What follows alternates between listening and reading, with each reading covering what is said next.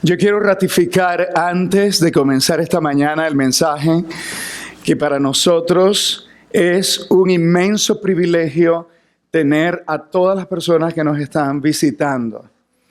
Repito, este es Calvary en español, una iglesia que tiene un compromiso muy grande para enseñar la palabra de Dios de una manera real, de una manera bíblica.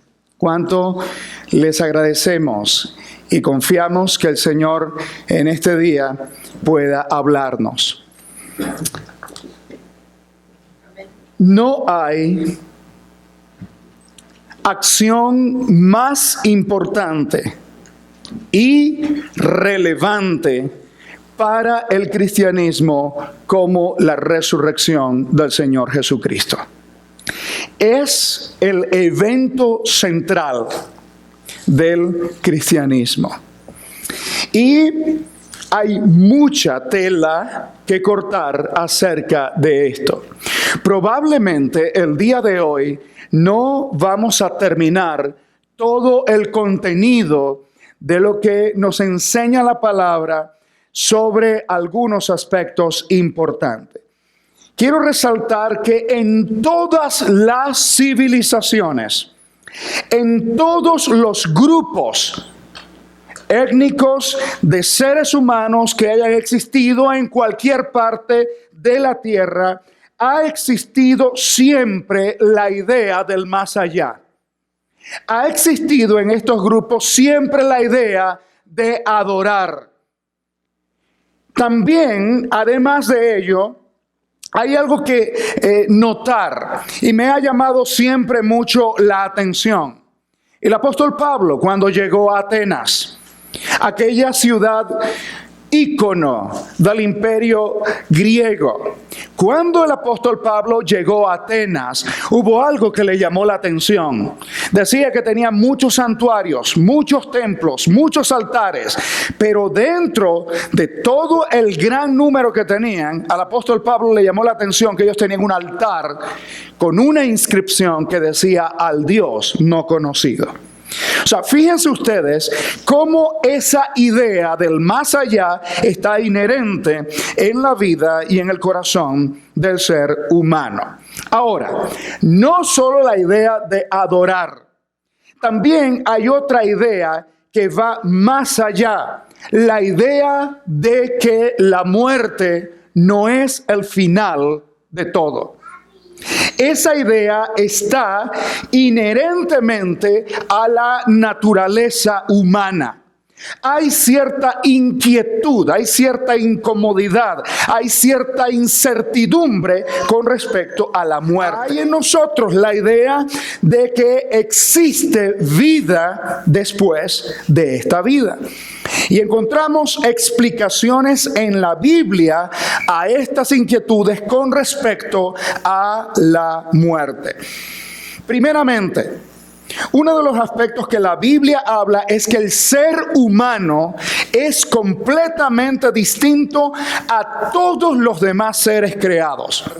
Y recordar en el libro del Génesis, en el libro de los comienzos, que fuimos creados según qué, a imagen y semejanza de Dios. De tal manera que hay una diferencia entre nosotros. Con respecto a todos los demás seres creados, fuimos creados a imagen y semejanza de Dios. Esto implica que la muerte no es el final para un alma humana. En el momento en el que se une la célula reproductiva masculina con la célula reproductiva femenina, en el momento en que se unen estas dos células, se conforma en el ser humano una combinación que no está claramente definida allí, pero que es la combinación entre el alma y el espíritu. Hay alma y espíritu allí en esa combinación. Nos ha dado esa capacidad de vida muy distinta a los seres humanos, a los animales, a nosotros los seres humanos. Y hay algo interesante que me llama la atención del escritor de uno de los libros más sabios que se han podido escribir, el libro de Eclesiastés, hablando acerca del pensamiento, de la inquietud, de la incertidumbre sobre la muerte. No solamente fuimos creados a imagen y semejanza de Dios, pero si tú te ubicas en el libro de Eclesiastés, capítulo 3, versículo 11, dice que Dios ha puesto eternidad en el corazón de ellos. La eternidad no es una idea que nos vino porque alguien lo dijo, o porque alguien lo enseñó, o porque esto. La eternidad es una idea que ha sido sembrada en nuestro corazón, y la Escritura dice que ha sido sembrada desde la misma mano de Dios hacia nuestro corazón. Por eso es que creemos que las personas tienen esa inquietud, esa incertidumbre. Tiene que haber una fuerza que va más allá de la humanidad. Todo esto está íntimamente relacionado con la resurrección de nuestro Señor Jesucristo. La resurrección, y ya es hora entonces de que vayamos profundizando un poquito más, de que vayamos creciendo en nuestro desarrollo como cristianos. La resurrección, en efecto, no estoy diciendo que no lo es, al contrario, te lo digo una y mil veces más. La resurrección constituye la gran esperanza del creyente, la gran esperanza del cristiano. En efecto, lo es, repito, lo es. Pero, además de eso, la resurrección es la fuente de información más valiosa para nuestra esperanza en el futuro. Recuerda lo que estoy diciendo, porque de aquí vamos a partir. La resurrección no es solamente la esperanza, sino que de aquí parte una información extremadamente profunda, importante, que es lo que vamos a descubrir en estas semanas que vienen. Repito, Jesucristo no solo vino para dar su vida, para permitir que lo mataran y salvarnos y mostrarnos el camino de la vida eterna. No solamente vino para eso. Jesucristo vino para resucitar, para vencer la muerte, el pecado, la ley y Satanás, de acuerdo a la información que el apóstol Pablo nos da en 1 de Corintios capítulo 15, versículos 55 y 56. Al menos 3 de los enemigos que el Señor derrotó cuando resucitó. Dice el apóstol: ¿dónde está, oh muerte, tu victoria? ¿Dónde está, oh muerte, tu aguijón? El aguijón de la muerte es el pecado. Por eso estoy diciendo que el Señor venció no solamente a la muerte, sino el origen, la fuente de la muerte, y ese es el pecado. Y el poder del pecado. ¿Y cuál era el poder del pecado? ¿Qué es lo que leen allí? La ley. Entonces el Señor vino a cumplir y a vencer todas esas cosas que están allí. Al menos eso, y eso puede ser contenido de otro estudio bíblico. Pero también la resurrección nos da información acerca de la vida futura. Entonces quiero hablar especialmente acerca del cuerpo transformado en el cielo. Pocas veces se toca este tema cuando estamos hablando acerca del futuro. Por eso, muchas veces hablamos de la obra del Señor Jesucristo aquí. Y eso es importante, eso es lo vital. Pero también es importante que usted conozca lo que vamos a tener nosotros como heredad para el futuro. ¿Tendremos nosotros cuerpo en el futuro? ¿Tendremos nosotros vida en el futuro? Si tenemos cuerpo, ¿cómo será ese cuerpo? ¿Cuáles son las características de ese cuerpo? ¿Qué nos dice la Biblia acerca de la vida en el cielo? ¿Cómo será la vida en la eternidad? Todas esas incógnitas, nosotros vamos a encontrar respuestas certeras y claras en la Biblia. Yo entiendo que usted puede estar muy escéptico el día de hoy, porque son cosas que no se enseñan fácilmente ni comúnmente, pero vamos a empezar. Todos y cada uno de los aspectos que vamos a extraer, como es el compromiso de este servidor, van a ser extraídos de la palabra de Dios. Como les he dicho a ustedes, vamos a enseñar la palabra de Dios, palabra por palabra, frase por frase, oración por oración, versículo por versículo. Entonces, ¿podemos sustentar esta afirmación de que tendremos cuerpo en el cielo? Por supuesto que sí. El Cristo resucitado nos da a nosotros el inicio, nos da a nosotros la enseñanza del cuerpo resucitado en el cielo. El primer aspecto en esta mañana es el Cristo resucitado es en cuerpo de primicia, en cuerpo de primicia. Voy a hacer énfasis en cada uno de estos puntos y en cada uno de los aspectos o de los apartes de este estudio bíblico. Voy a hacer énfasis en el Cristo resucitado. Gracias al Señor Jesucristo, gracias a nuestro Señor, nosotros tenemos esto. Cuando vas a Primera de Corintios, capítulo 15, versículo 20, te vas a encontrar allí con una palabra que quiero explicar. En el versículo 20 de Primera de Corintios, capítulo 15, dice: lo cierto es que Cristo ha sido levantado de entre los muertos como ¿qué? Primicias de los que murieron. La palabra primicias. ¿Qué significa la palabra primicias? ¿Y qué relación tiene con nosotros y nuestra vida futura? Encontramos que la palabra primicia significa primeros frutos de una cosecha. La palabra primicia viene desde el libro de Levítico. Cuando el Señor había pedido, cuando Dios había pedido que su pueblo le dedicara los primeros frutos de la cosecha en señal de consagrar toda la cosecha, en señal de gratitud por haber recibido esos primeros frutos y la capacidad entonces de sembrar. Cuando el apóstol utiliza esta pequeña expresión, primicias de los que murieron, el apóstol Pablo nos está mostrando que Cristo Jesús es el primer fruto de toda una cosecha que vendrá posteriormente. De tal manera que Él tiene mucho que mostrarnos con respecto a la resurrección de su iglesia, con respecto a la resurrección de su pueblo. Tenemos que entonces entender que el efecto del Señor Jesucristo, el efecto de la resurrección del Señor Jesucristo, es un efecto que empezó en Él, pero seguirá desarrollándose cuando venga el momento de la resurrección de la iglesia. Lo que hemos entendido hasta este momento es que existirán varias resurrecciones. Al menos podemos contar 6 diferentes resurrecciones.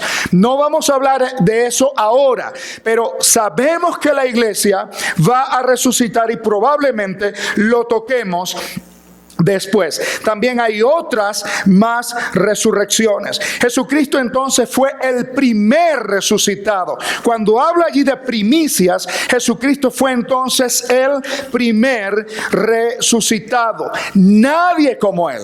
Nadie resucitó como Él. No hay otra información que tengamos, ni bíblica ni histórica, de que alguien haya resucitado como Él. Tú te puedes estar preguntando en esta mañana, bueno, pero ¿y Lázaro? Lázaro no resucitó, la hija de Jairo, el hijo de la viuda. En el libro de Hechos, los apóstoles resucitaron a Dorcas, que también había muerto. ¿Cuál es la gran diferencia entonces con respecto a que Jesucristo es el primer resucitado, si hubo unos resucitados antes que Él? La idea es que lo que sucedió en Lázaro, en el hijo de la viuda, en Dorcas, en la hija de Jairo también, no fue una resurrección como tal, fue una resucitación. Volvieron a la vida, pero igual volvieron a morir. Esa es la gran diferencia, no solamente en los ejemplos que tenemos en el Nuevo Testamento, sino aún el profeta Elías y el profeta Eliseo también resucitaron personas. Entonces, por eso Jesucristo constituye la primicia, el primero de otros que van a ser levantados después de él. Por eso el Señor lo declara primicias, alguien que resucitó para no volver a morir.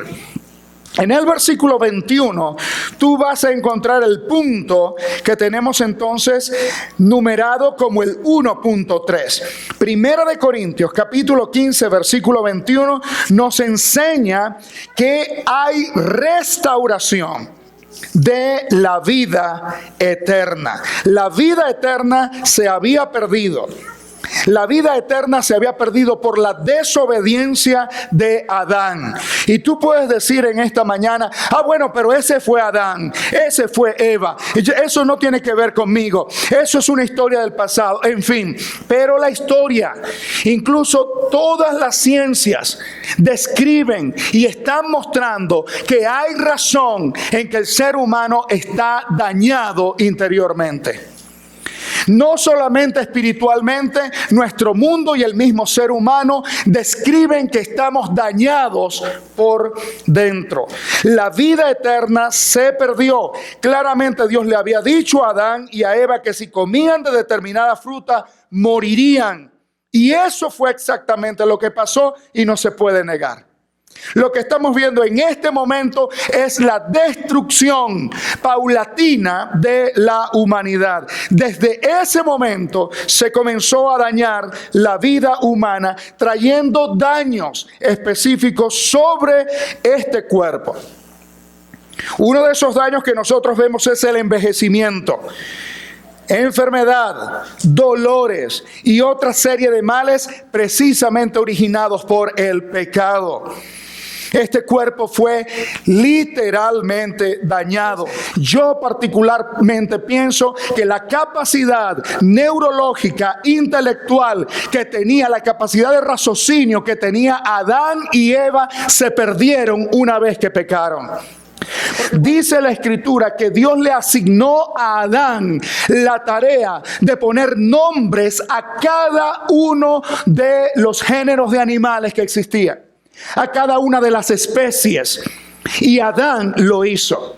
Imagínate tú la capacidad mental y de desarrollo intelectual que Adán tuvo que tener para ponerle el nombre a cada una de las especies de los animales. Y dice la Escritura, ese es el nombre que prevalece hasta la fecha. Evidentemente nosotros no tenemos esa capacidad el día de hoy.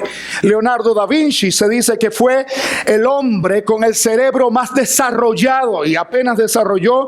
No hay una opinión certera al respecto, pero algunos dicen que llegó al 10%, otros dicen que llegó al 12 punto tanto por ciento del desarrollo cerebral. Entonces el pecado dañó nuestra capacidad aún neurológica, no solamente la capacidad física de la vida. Pablo entonces declara directamente que en Cristo Jesús este problema o daño se había arreglado completamente. Cuando Pablo dice en el versículo 23, en Cristo todos volverán a vivir. ¿Me siguen? ¿Me siguen? Dice el versículo 23, pero cada uno en su debido orden, Cristo las que primicias, y ya explicamos lo que significa primicias. Después, cuando Él venga, los que le pertenecen. Entonces, el Señor nos está hablando que Él va a vivir, pero luego cuando Él venga, los que le pertenecemos volveremos a vivir. La base, el fundamento de la nueva vida es indefectiblemente la resurrección de Jesucristo. Si Jesucristo no hubiese resucitado, no tendríamos esperanza de nueva vida, de volver a vivir aún después de la muerte. La única forma de volver a vivir, la única forma en la que tú puedas volver a vivir y vivir para la eternidad se llama Jesucristo. Él fue el que dijo: yo soy el camino, yo soy la verdad, yo soy la vida. Nadie más lo ha dicho. Nadie más se ha atrevido a decir semejante afirmación o algo parecido. El Señor dijo: yo soy la resurrección y la vida. El que crea en mí, aunque esté muerto, vivirá. Nadie más lo ha dicho. Bendito sea el Señor. No solamente el Señor dijo cosas únicas, características, sino que también lo demostró. Yo quiero ir entonces ahora un poquito más adelante al punto número 2 de nuestra predicación en esta mañana, y nos vamos a trasladar hasta el versículo 39 al 40. Versículo 39 al 40 de Primera de Corintios capítulo 15 dice: no todos los cuerpos son iguales. ¿Me escuchaste? Dice la Escritura: no todos los cuerpos son iguales. Hay cuerpos humanos, atención con lo que viene, también los hay de animales terrestres, de aves y de peces. Asimismo, hay cuerpos, ¿qué cosa? Les pregunto, ¿van a haber cuerpos en el cielo? Oye, me contestaron los niños. Benditos de mi Padre, que el Señor les da esa sabiduría y sin miedo. Sin miedo. A ver, niños, ¿va a haber cuerpo en el cielo? Sí. Eso es, con seguridad. Los adultos tienen miedo de decirlo. Porque su intelecto, porque lo que han aprendido o porque lo que han dejado de aprender ha minado la capacidad de leer y de creer. La Biblia dice claramente que van a haber cuerpos celestes y cuerpos terrestres, pero el esplendor de los cuerpos celestes es uno y el de los cuerpos terrestres es otro. Entonces encontramos una información extraordinaria que el apóstol Pablo ha basado luego de la resurrección del Señor Jesucristo. Quiero que veas la magnificencia del poder de Dios que se está presentando aquí. Quiero que estés abrumado por el poder de Dios. Que tú te veas realmente sobrecogido por el poder que en estas palabras se muestra tiene el Dios creador. Dios creó, según el versículo que encontramos aquí, una serie de distintos tipos de cuerpo. Pablo está mostrando que así como Dios pudo formar diferentes clases de vida con sus cuerpos, así también Dios puede ser el creador del cuerpo celestial. Pablo está diciendo que hay cuerpos terrestres. Esos cuerpos terrestres son los cuerpos de los animales que están mencionados en el texto que les acabo de leer, y cuerpos humanos. Ellos conformamos los cuerpos terrestres. Les anoto allí, extraído del versículo, que hay cuerpos aéreos.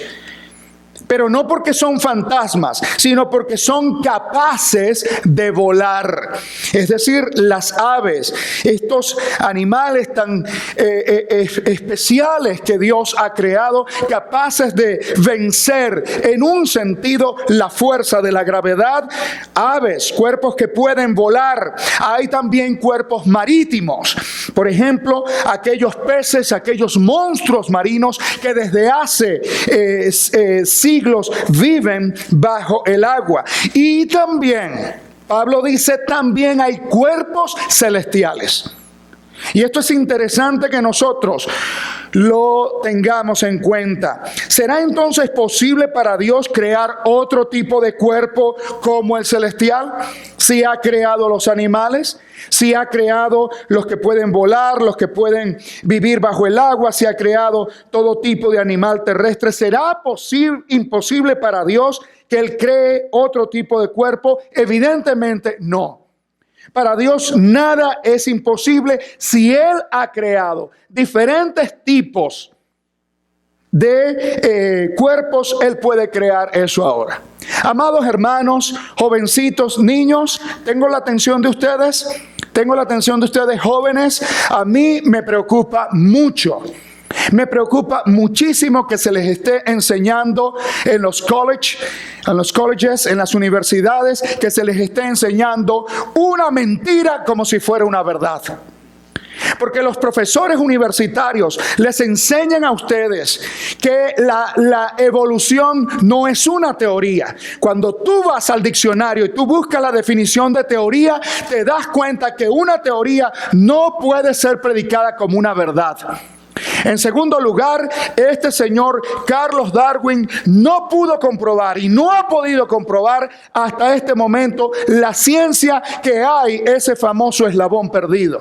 Y de acuerdo a los estudiosos de la materia, no sería un eslabón perdido, serían miles y millones de eslabones perdidos, porque tendría que demostrarse cómo una especie mutó hacia otra especie, y eso no se ha encontrado. No hay ni una sola prueba de que haya una mutación de una especie a otra especie. No lo hay. Cuando el apóstol Pablo está diciéndonos allí que hay cuerpos terrestres y cuerpos marítimos, no hay ni una sola comprobación de que exista esa mutación. No existe, científicamente no existe. Si eso hubiese existido, hermanos, miren, nos hubiesen caído encima. Y en los institutos universitarios se enseña esto como si fuera una verdad, siendo que es una teoría. Y muchas veces la teoría ha demostrado que se ha equivocado. Muchas veces. Hoy día no saben los estudiantes universitarios, ni nosotros tampoco, ni siquiera los estudiantes del high school o del bachillerato, si Plutón es un planeta o no lo es. Cuando yo estudié, Plutón era un planeta. Cuando han estudiado algunos de los jóvenes ahora, Plutón no es un planeta. Hoy día entonces vuelve a ser un planeta. Entonces, ¿qué? ¿A quién le vamos a creer? Sir Isaac Newton, a lo mejor lo voy a mencionar después porque anoche estaba leyendo varios aspectos de él sobre la ley de la gravedad, la ley de la interacción gravitatoria. Postuló algo sobre la gravedad, la ley de la gravedad. Posteriormente vino otro de los cerebros más desarrollados del mundo, Albert Einstein. Y Albert Einstein prácticamente tiró al suelo lo que Isaac Newton había demostrado. Por cierto, la teoría de la gravedad de Albert Einstein es muy interesante porque está poniendo en tela de juicio dos variables muy interesantes: espacio-tiempo. Y eso a lo mejor lo vamos a mencionar después, pero cuando tú tocas una de estas variables, entonces la teoría de la gravedad se viene abajo. Y eso nos interesa para lo que vamos a ver.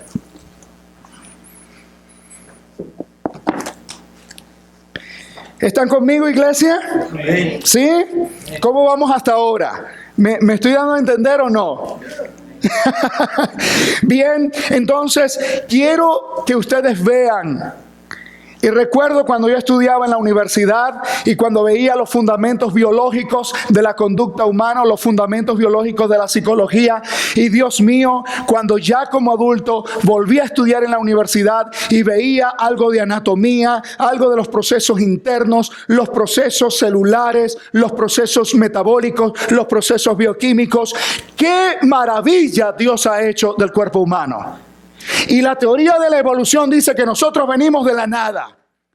Señoras y señores, muchachos que me están escuchando y los que no son tan muchachos, si esto les sirve. Yo les quiero decir algo que he repetido y mi esposa lo sabe, mi hija lo sabe desde que mi hija nació, porque estos temas me gustan desde hace 20 años atrás. He dicho, si usted va a creer en la teoría de la evolución, en la teoría del Big Bang y en otras cosas, usted necesita más fe que para creer en la Biblia.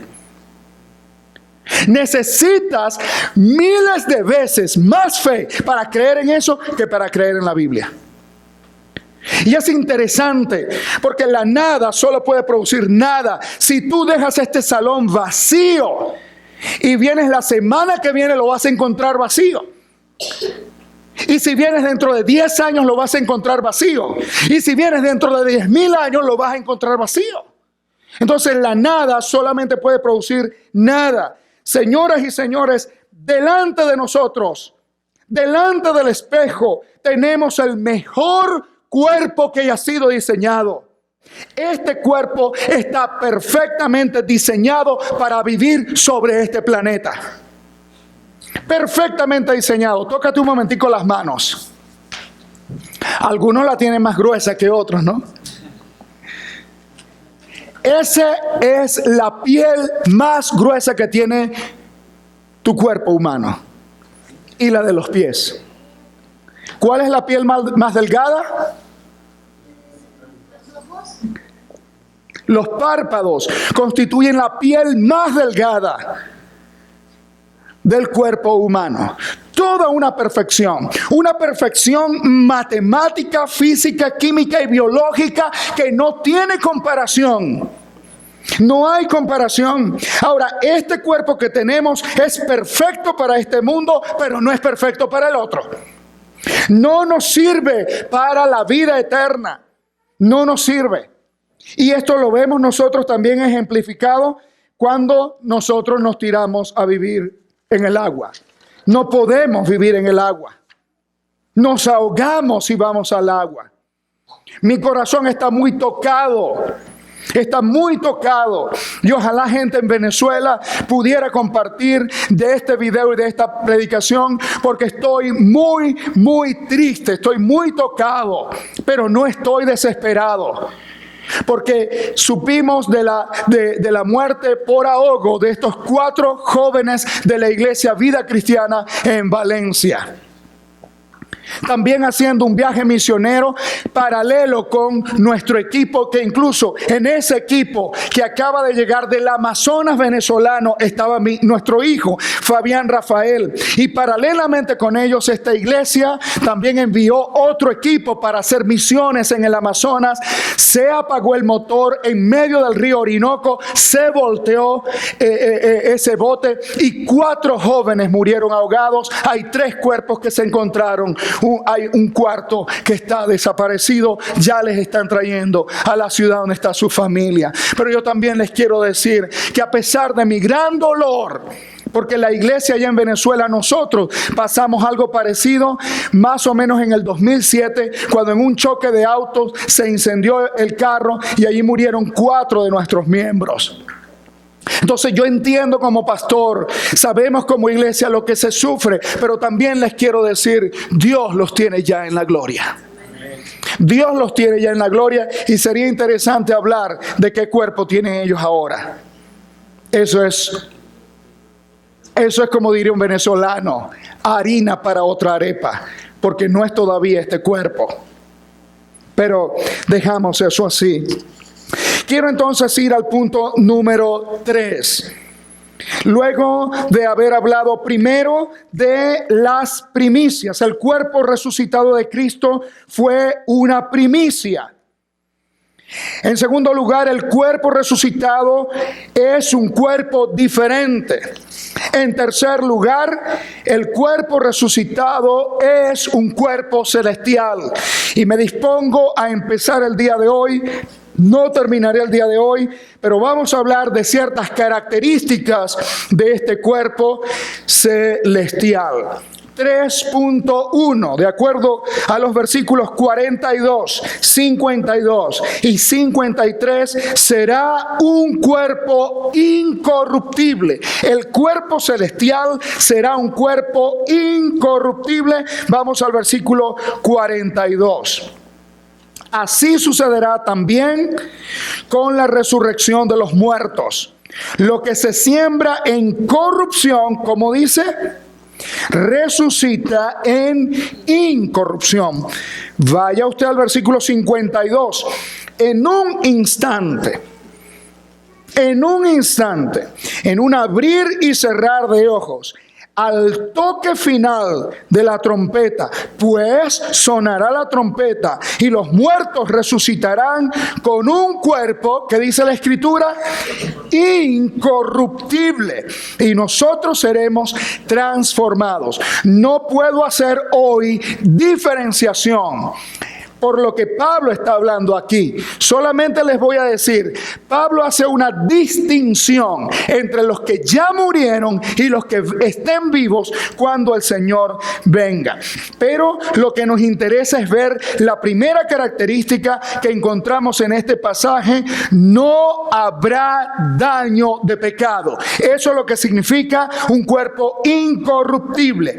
No habrá daño del pecado en el cuerpo que tengamos, ni de ninguna de las consecuencias del pecado. ¿Cuál es la consecuencia del pecado que viene? La primera, la muerte.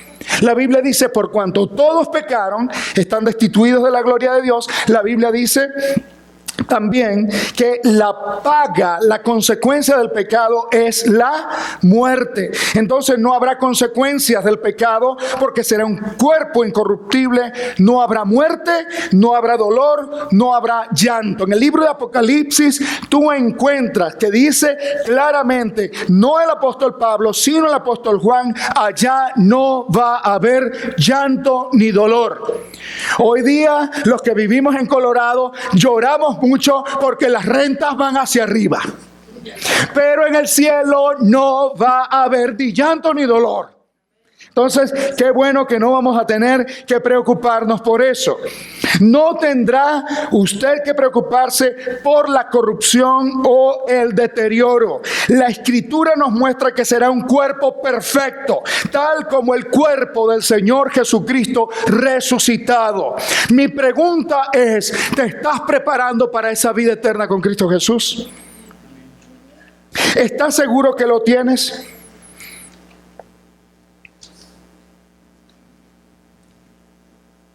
Estoy tratando de recordar en este momento uno de esos grandes científicos. Si mal no recuerdo, fue Blaise Pascal, que una vez estaba hablando con uno de sus amigos, y era un amigo ateo.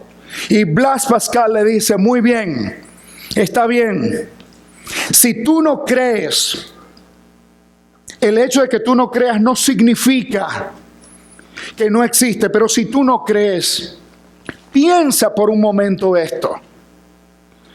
Si lo que yo te estoy diciendo fuera verdad, piénsalo por un momento, ¿qué perderás en la tierra? Nada. Si lo que estamos hablando, piensa por un momento, si fuera verdad, que yo lo creo, pero piénsalo tú, si esto fuera verdad, vas a perder algo muy grande en la eternidad. Si yo me equivoco, si lo que yo te estoy hablando son mentiras, ¿qué voy a perder? Nada. Pero si lo que yo te estoy hablando es verdad, decía este científico inteligentísimo, es verdad, y tú te lo vas a perder, tú te vas a perder de toda la eternidad con Dios. Y eso es una de las cosas que más me ha impactado a mí. Característica número 2, luego de ser un cuerpo incorruptible, luego de ser un cuerpo hermoso, precioso, que no tendrá efectos del pecado, será un cuerpo que por consecuencia es inmortal. Versículos 53 y 54. Pablo, basado en la resurrección de Cristo, destacada en todos los versículos anteriores, dice, porque lo corruptible tiene que revestirse de lo incorruptible y lo mortal de inmortalidad. La Biblia lo está diciendo, no yo. La Biblia lo está diciendo. Cuando lo corruptible, estoy en el versículo ahora 54, se revista de lo incorruptible y lo mortal de inmortalidad, entonces se cumplirá lo que está escrito: la muerte ha sido devorada por la victoria de Cristo. No habrá entonces deterioro. El deterioro ocurre básicamente, y estaba investigando esto anoche, el deterioro de nuestro cuerpo ocurre básicamente por 2 o 3 factores fundamentales. El paso del tiempo. Nuestro cuerpo no aguanta el paso del tiempo. Por eso es que las damas tienen que teñirse el cabello. Por eso es que algunos tienen que irse a hacer cirugías plásticas para estirarse un poco la piel. Por eso es que algunos tienen que hacer otras cosas, porque nuestro cuerpo se va deteriorando con el paso del tiempo. Número 2, con el uso. En la medida en que vamos ejerciendo nuestros trabajos, nuestro cuerpo se va envejeciendo. Y número 3, por los factores ambientales. Todos estos cambios climáticos, ambientales de nuestro planeta Tierra afectan nuestro organismo. Fíjense ustedes los cambios, cómo están haciendo que las enfermedades, sobre todo el cáncer, se desarrollen en nuestros cuerpos. Todos estos factores afectan nuestros cuerpos, pero no afectarán el cuerpo celestial. Dice 1 Tesalonicenses 4, versículo 17. Ese es otro pasaje que quería estudiar con ustedes hoy, pero no lo vamos a hacer. 1 Tesalonicenses 4, 17 dice: y así estaremos por siempre con el Señor. Qué gran esperanza tenemos. Así estaremos por siempre con el Señor. ¿Estás preparado para ir por siempre con el Señor? ¿Estás preparado para ir por siempre con el Señor? Yo vuelvo a utilizar el mismo argumento que Pascal. Suponte tú, solamente piénsalo, si lo que la Biblia dice y lo que yo te estoy hablando el día de hoy es la verdad, ¿cuánto vas a perder? Dios mío, no se puede calcular. Entonces, ese sueño anhelado del elixir de la vida, ¿cómo es que se llama? La búsqueda de la poción de la juventud, de la eterna juventud, la inmortalidad, la incertidumbre de la inmortalidad. Todo eso está contestado en la resurrección de Jesucristo. Fíjate tú lo importante de la resurrección del Señor Jesucristo, que te ayuda a ti a saber que Él vino para darnos vida y, como dice Juan, vida en abundancia. Juan 10:10, yo he venido para que tengan vida y vida en abundancia. Él dice en Juan 11:25, yo soy la resurrección y la vida. Juan 3:16, ¿quién no se sabe Juan 3:16? Yo he venido para que tengan vida eterna. Porque de tal manera envió Dios al mundo a su Hijo, que ha dado a su Hijo unigénito, para que todo aquel que en Él crea no se pierda, mas tenga vida eterna. Hermano, hermana y persona que estás aquí, puedes ser inmortal. 3.3, este cuerpo celestial volará. Este cuerpo celestial volará. Nosotros tenemos la información bíblica de que el Señor Jesucristo volaba. Cuando tú vas a Hechos, capítulo 1, versículo 1 hasta el 3, el cuerpo del Señor Jesucristo fue visto volando. Y yo quiero hacer énfasis. ¿Quién escribió el libro de Hechos? Lucas no fue un cualquiera. Lucas fue un doctorado en medicina. Lucas era un hombre que sabía escribir. Lucas era un científico. Lucas era un hombre que investigaba. Por esa razón se preocupó por su amigo Teófilo, así como yo me preocupo por ti. Del 1 al 3, Hechos, dice: estimado Teófilo, en mi primer libro, que fue su Evangelio, me referí a todo lo que Jesús comenzó a hacer y a enseñar. Esa fue la razón de escribir el libro de Lucas. Versículo 2. Hasta el día en que fue llevado al cielo.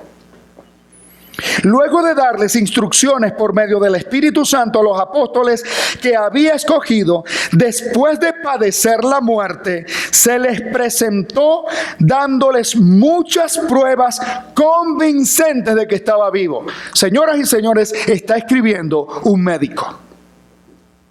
Y está diciendo pruebas convincentes. Reina Valera 1960, la otra versión dice pruebas indubitables. El Evangelio no se basa en creencias sin sustento. El Evangelio se basa en hechos históricos que pueden ser altamente comprobados. Durante 40 días se les apareció y les habló acerca del reino de Dios. Sigo leyendo en este mismo capítulo, los versículos 8 al 11, estoy en Hechos capítulo 1. Dice, pero cuando venga el Espíritu Santo sobre ustedes, recibirán poder y serán mis testigos, tanto en Jerusalén como en toda Judea y Samaria y hasta los confines de la tierra. Y vea lo que dice. Y habiendo dicho esto, mientras ellos lo miraban, fue llevado a las alturas. El cuerpo del Señor Jesucristo volaba. Y tenemos esto descrito no solamente por Lucas, lo vemos también el apóstol Pablo, que dice que el Señor Jesucristo nos recibirá a nosotros en el cielo. Entonces, no solamente el cuerpo del Señor Jesucristo, no solamente el cuerpo de los ángeles, sino el cuerpo de todo creyente en el Señor Jesucristo va a volar también. Entonces tenemos, hermanos, varias características y, mis amados hermanos, vamos a continuar con las características de este cuerpo transformado en la próxima entrega. El domingo que viene voy a seguir hablando de otras características de este cuerpo celestial.